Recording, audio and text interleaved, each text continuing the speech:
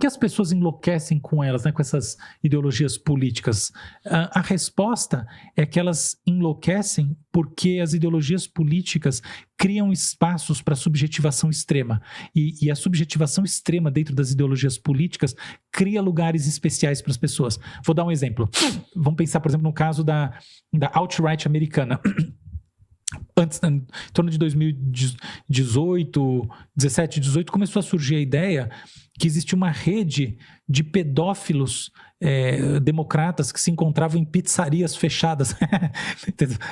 Olha que loucura, né? Que a ideia do QAnon, né? Uma das ideias que eles tinham, QAnon, assim, ideias do tipo, marcianos invadiram a Terra e dominaram a cabeça do presidente, é esse tipo de coisa, entende?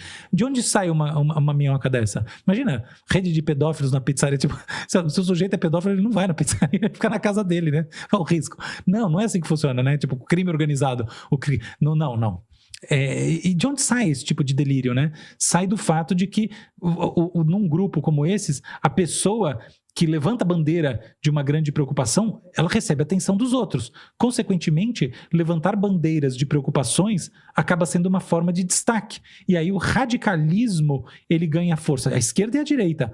Inclusive, para mim, isso explica um fenômeno muito interessante, que é que ao longo do tempo, podem perceber isso, por que os partidos não estão todos aglomerados numa espécie de área do bom senso? Partidos, não é só partido. Por que não está tudo aglomerado em torno de... Eu sei que o bom senso varia de pessoa a pessoa, alguém vai trazer um mega relativismo, mas mais ou menos, varia, mas tem pontos que estão fora do domínio da variação, entendeu? Por que os votos, não está tudo concentrado num domínio, sei lá, entendeu? Que é a Dinamarca né, da ciência política, né? O Francis Fukuyama fala isso, assim, o objetivo de todo mundo é ser a Dinamarca. E por que não?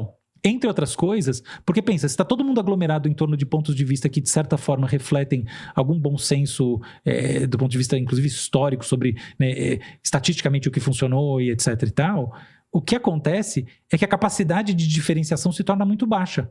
E aí como é que você é eleito? Então, para você ganhar diferenciação, você tem que falar uma coisa diferente. Qual é a melhor maneira de você falar uma coisa diferente? Você falar uma coisa um pouquinho mais radical. Aí você chama atenção. E aí o radicalismo vai surgindo de dentro dos próprios grupos ideológicos, porque essa é uma forma de você criar unidade, de se destacar não do outro grupo. Olha que coisa! Não do outro grupo, mas você se destacar internamente. Eu tenho um artigo sobre isso na Folha de São Paulo. Eu acho que é o meu melhor artigo sobre ciência política, e é um artigo que eu trabalhei bastante essa ideia. Eu acho essa ideia muito poderosa. A tese é que o principal fator de diferenciação político-ideológica é a diferenciação em relação ao concorrente dentro de um mesmo grupo. E é isso que faz com que os grupos em si convirjam a pontas opostas, porque afinal de contas, se esse aqui se diferenciou, ele está se destacando, eu vou colar nele. E daqui a pouco está todo mundo assim. E aí, quando a coisa está muito radicalizada, o que acontece? É o espaço do meio que cria um vácuo. E aí ele que se torna, a zona de acordo proximal, ou seja, a zona onde você se posicionar é ótima do ponto de vista do voto e do destaque. Você se torna a voz do bom senso. E assim você vai da voz do bom senso ao dissenso, porque em última análise o grande ponto é que sem destaque você não ganha voto. Então, tá aí da própria natureza do sistema da democracia, o surgimento dessas posições em espectro e, consequentemente, também do sujeito que enlouquece com a coisa. As ideologias vão mudar e o futuro vai ser tecnocracia americana ou tecnocracia chinesa? Eu vou terminar com essa é uma pergunta absolutamente sofisticada, complexa e de difícil resposta. Primeira coisa, eu não acredito que o mundo como um todo seguirá o modelo chinês, ou seja, o modelo não democrático. A democracia, apesar dela estar em baixa no mundo, tá? No momento atual, ela está em baixa em relação... Quando a gente pega uma média dos últimos... desse século, tá? A gente não está no momento de alta no número de países considerados puramente democráticos e tal. Não está. Mas a despeito disso... não há indicativos de que a democracia como um todo ela vai sumir ou ela vai se tornar muito mais rara no mundo. Não.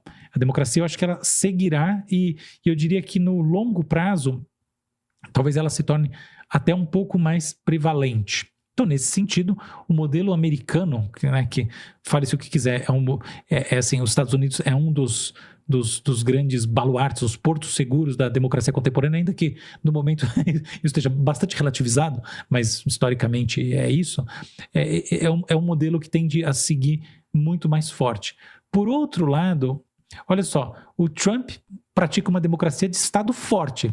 Papo de Estado liberal, Estado mínimo. Imagina, o Estado mínimo nos Estados Unidos, mas cadê Estado mínimo? Não tem Estado mínimo nenhum. E muitos desses países com governos mais autoritários são o oposto do Estado mínimo. E a China, evidentemente, está entre esses países autoritários, né, de governo autoritário, que não acreditam em Estado mínimo.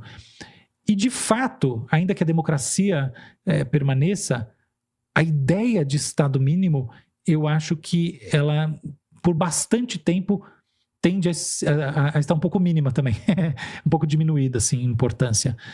Por que isso?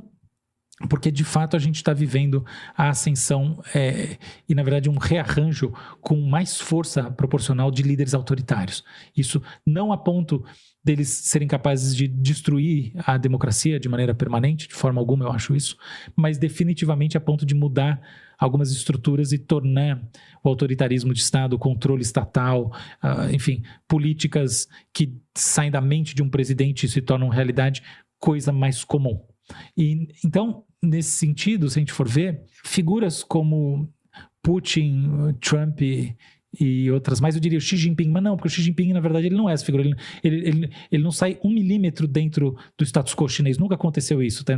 É diferente, assim, por exemplo, o Trump querer, enfim, intervir no judiciário e a visão do Xi Jinping da estrutura burocrática e estatal chinesa. Não há nenhum indício de qualquer atropelo nesse sentido. A gente tem que ser justo com os fatos, tá? Isso é puramente fato. Então, eu diria assim, que essas figuras que questionam o status quo através da ação, elas tendem a se tornar ainda mais comuns nas próximas décadas. Sabe-se lá o que vai acontecer daqui a 40 anos, mas o que parece é que não é uma tendência tão passageira assim.